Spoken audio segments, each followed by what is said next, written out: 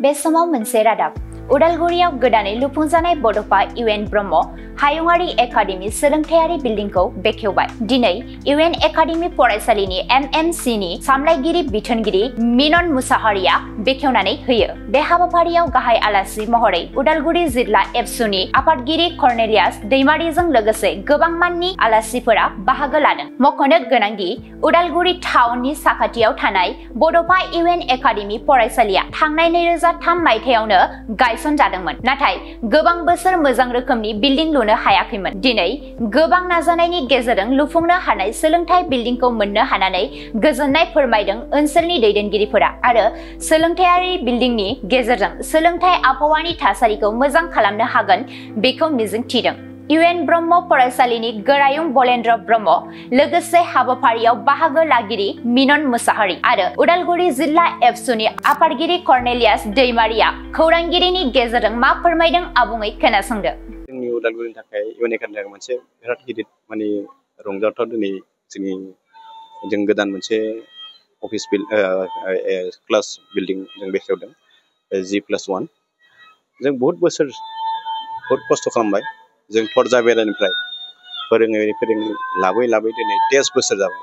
13 बोसोर खस्थ' खालामनायनि उनावहाय दिनै जोङो जोंनि बे बर' मिडियाम इउएन एकाडेमि स्कुलखौ जों फोथांना लाखिनायाव बहुत खस्थ'नि गेजेरजोंबाबो फैनानै दिनै जों मोजां मोनसे बिल्डिं बानायनानै होनायनि थाखाय जों गावखौनो जों गोग्गादों आरो जों दिनै रायजोनि थाखाय मोजां मोनसे मेसेज होनो नागिरदों। जोंनि बे स्कुलाव फरायनानै बहुत मोजां सात्र रिजाल्ट खालामनाय दङ। बे स्कुलनिफ्रायनो मोजां फरायनाय सोरबा डक्टर दङ, सोरबा इन्जिनियार जानाय दं, सोरबा टिचार जानाय दं आरो बे स्कुलानो फोरोंगिरिबो जानानै दङ। आं बेखायनो खावलायदों नोंथांमोना बबेबा स्कुलाव होआबासिनो जोंनि स्कुलाव जुदि गथ'फोरखौ फोरोंहोयोब्ला मोजां मोनसे गुन गोनां सोलोंथाइ मोनगोन। आं बेखौनो रायजो राजाफोरखौ जोंनि उदालगुरिनि रायजो राजाफोरखौ खावलायदों नोंथांमोनहा जोंनि बे स्कुलाव गथ' गथायफोरखौ हरनानै आरो बेयाव सोलोंथाइखौ लानो हागोन। आरो बे जोंनि स्कुलाव जों मोनसे मोजां सिस्टेम महरै जों लाबोगासिनो दङ। दा फैयै दिनै जोङो दिनैनि दिनाव जों बिल्डिं बानायदों। जों आरो उनाव जों उननि समफ्राव जों आरो बिदिनो मोनसे जोङो मोजां जोङो मावलांगोन होननानै मोनसे जोंहा मास्टार प्लेनिं दङ। बे प्लेनिं मथेनो जोङो आवगायलांगोन। आচ্ছা दानि समाव थांनाय मेट्रिक रिजाल्टनि फिथाइया माबायदि मोनो? थांनाय मेट्रिक रिजाल्टनि फिथाइया जोंनिया एबारनि बेटसा एसे दुरबलमोन। तथापिও फेलनि पार्सेन्टेजआ 7ल' फेल आरो 7 जों फार्स्ट डिभिजन मोनदों आरो जोंनिया बाखि सेकेन्ड डिभिजन गासैबो गोजा।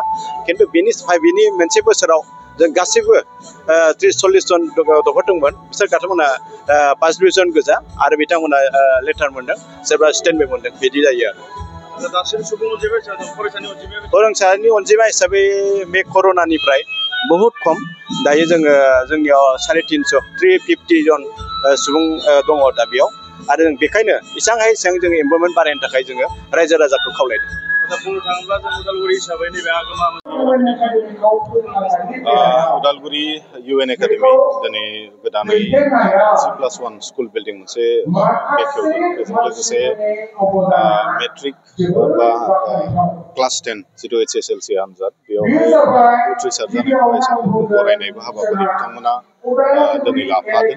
बेयावहाय आंखौबो बाहागो लानो हांख्रायनाय लेखायै बाहागो लाफैदों आरो जिखिनि परिबेस बेयाव मोनदों जि गोदान मोनसे बिल्डिं बेयावहाय आवगायाव एसे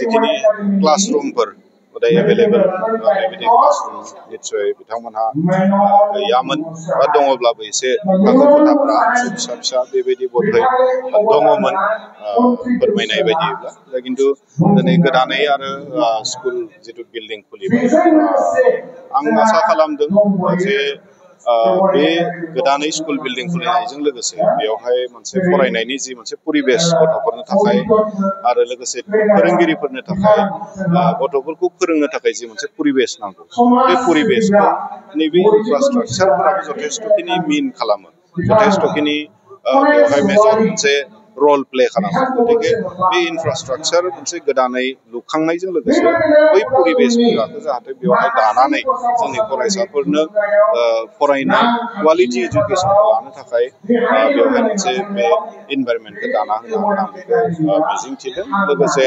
फोरोंगिरिफोराबो गावनि जिथु फरायसाफोर बे फरायसाफोरनो मोजां शिक्षा दान खालामनायनि मोनसे परिबेसखौ बे गोदान बिल्डिं जानायजों लोगोसे मोनफालांगोन आं बेखौ आसा खालामो आरो फैबाय थानाय समाव थांनाय समफोराव जेरै बिथांमोना बर' बिजोंजों फरायहोनानै जेबायदि जोंनि बर' फरायसाफोरखौ गावनि जिउ दानायाव हेफाजाब खालामबाय मोनसे सार्भिस होबाय बेबायदिनो फैबाय थानाय समफोरावबो बेबायदिनो सार्भिस होलांगोन आरो मोजां रिजाल्टफ्रा ओंखारगोन आं बेखौ आसा खालामदों देग्लाय जोंहा गोरायुं बिथाङा बुंनाय बायदियैब्ला खोब मोजां जायाखै मेट्रिकनि रिजाल्टआ आसा खालामनो फैबाय थानाय समाव मोजां मोनसे रिजाल्टखौ जों मोननो हागोन आरो बेजों जोंनि जिथु बिजोङाबो थांनानै थागोन लोगोसे जोंनि जिथु जातीयताबाद बर' जातीयताबादाबो बिनि गेजेरजों गोथाङै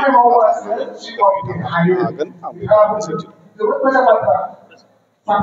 जों जोबोद खुसि मोनदों बिथां मेनन मोसाहारि जोंनि MD मेनेजिं डिरेक्टर बिथांनि आखाइजों जोङो गोदान एकाडेमिक बिल्डिंखौ खुलिनो मोननानै मानोना बे एकाडेमिक बिल्डिंनि गेजेरजों एकाडेमिक एनभाइरनमेन्टखौ जोङो सिगांनि दिनफोरनिफ्राय साबसिन खालामनो हागोन जों बेखौ आसा फारिदों ओंखायनो जोङो दिनै गासैबो जोथोनगिरि आरो फरायसाफोरखौ लानानै बेबायदि मोनसे रंजाथाइ फोरबोनि गेजेरजों जों बेखेवबाय बिथांनि आखाइजोंनो जों गोजोननाय मोनदों।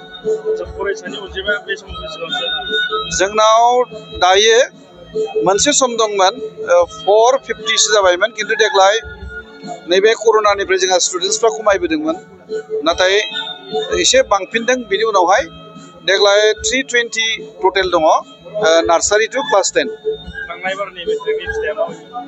देग्लायनिया खोब जोंनि गोसोनि बायदि जायाखिसै मानोना बे बेस्टआ जथेस्थ'खिनि उइकमोन खिन्थु जोंहा बेयाव 33 एग्जाम होदोंमोन 33नि बिथोराव साथामा फेल जादों आरो बाखि साथाम थार्ड डिभिजन बाखि सेकेन्ड डिभिजन फार्स्ट डिभिजना जोबोद खम जादों जोंहा बेयाव जों दुखु मोनदों बेखौ नेक्स्ट बेस्टआ जोंहा जथेस्थ' मोजां ग्रुपआ आरो बेनि सिगां देग्लायनि सिगां जों 100% जोंहा पास जादोंमोन देग्लायबो टटेल पास पार्सेन्टआ 90% जादों।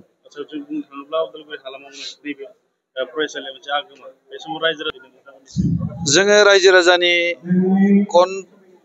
राजानि मतामत मोननाय बायदिब्ला जों स्टुडेन्ट मोनबानोथ' रायजो राजानि कनसेन्ट मोननाय होननानै जों बुंनांगोन खिन्थु जोंहा जेसेबां जों फरायसा जों एक्सपेक्ट खालामो जों फरायसाफोरखौ बेयाव मोननो हाया बिसेसकय बे साराउन्डिंस एरियायावहाय बर' गामियानो दंब्लाबो जोंनाव बिसेसकय एखेबारे गोरिब श्रेणिनि मानसिफ्रासो फैयो आरो ओंखायनो जों रिजाल्टनि पारफरमेन्सखौ मोजां होनो हाया बिसेसकय गामि ओनसोलनिफ्राय फैयो टाउन बेसनिफ्राय 2-3% थायो जोंहा आरो गोरिबनि गथ'फोर फैयो बिथांमोना टिउसनफोरखौबो लानो हाया फरायसालियाव जि फोरोङो बेजोंनो जोङो क्वान्टिटिखौ जों मेनटेन खालामबाय थानो हादों क्वालिटिखौ खोब खम मेनटेन खालामदों अब्लाबो डक्टर इन्जिनियार ओंखारलांबाय बे फरायसालिनिफ्राय MSc MA MCom pass out जालांबाय मास्टार अफ ससियेल वार्कस बेफ्रावबो पास खालामनो हाबाय गथ'फ्रा माखासेफ्रा प्लेसमेन्ट मोनदों खिन्थु मोनसे बुस्थुखौ आङो पारामेडिकेल सेक्टराव आङो बांसिन प्रमट खालामो गथ'फोरखौ मटिभेसनखौ बांसिन होनाय जायो जथेस्थ'खिनि साख्रि मोनबाय दासिम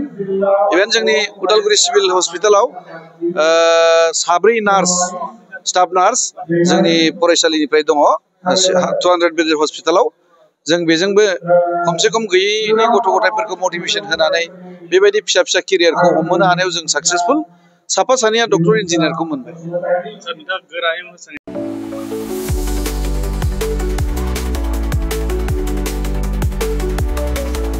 क'क्राझारनि CITआव मुं थिसननो गोसो जानाय फरायसाफोरनि थाखाय मोनसे गोजोनथाव रादाब।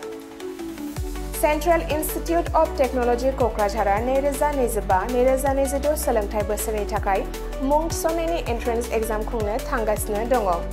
Diploma, BTech, MTech, bachelor and master of design आरो PhD नि थाखाय एन्ट्रेन्स एग्जाम खुंनाय जागोन। डिप्ल'मा प्रग्रामाव दङ CE, CSE, ECE, FPT, CAI आरो AMT। BTech प्रग्रामाव दङ CE, CSE, ECE, FET आरो IE। MTech प्रग्रामाव दङ WRH, CSC, FET आरो GET। बेचेलर अफ डिजाइन आरो मास्टार अफ डिजाइनाव दङ MCD आरो PhD नि थाखाय CE, CSE, ECE, FET IE, ME, Physics, Mathematics, Chemistry आरो HSS। बे समाव अनलाइन आरजलाइ लानाया सोलिगासिनो दङ आरो बियो फैगौ 31 मेसिम थागोन। डिप्लोमा, बीटेक आरो एमटेकनि एन्ट्रेन्स एग्जामखौ फैगौ 8 जुनाव खुंनाय जागोन आरो PhDनि एन्ट्रेन्स एग्जामखौ 15 जुनाव खुंनाय जागोन।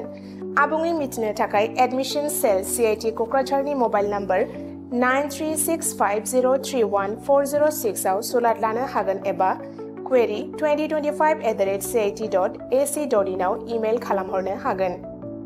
बेनि अनगायै cit.ac.in एबा admission.cit.ac.in बे मोननै वेबसाइटआव हाबनानै नायनो हागोन।